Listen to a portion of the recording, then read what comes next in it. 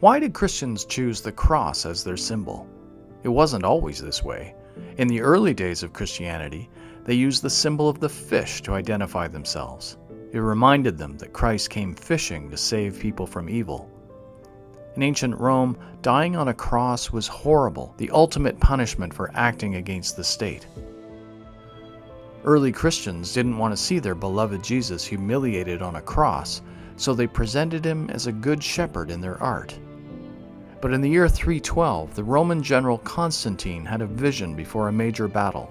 He saw a flaming cross in the sky with the words, "By this, conquer."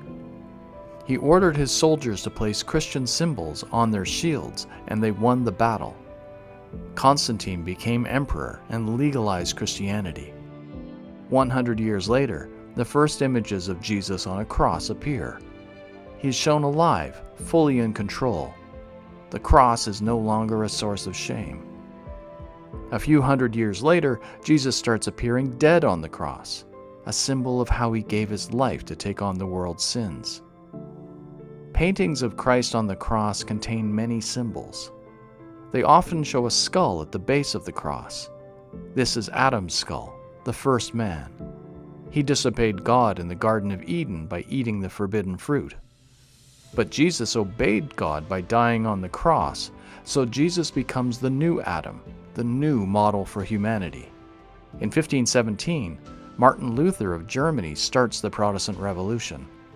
He thinks the Catholic popes are corrupt, and he translates the Bible out of Latin into German so regular people can read it.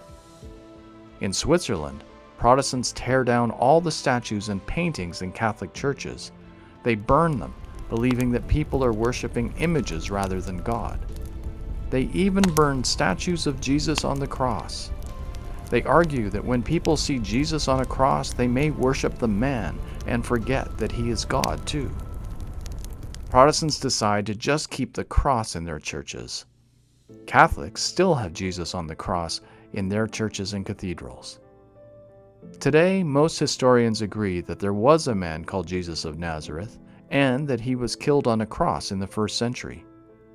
People continue to debate whether he was divine, but all over the world the cross is used in churches, cemeteries, on necklaces and tattoos.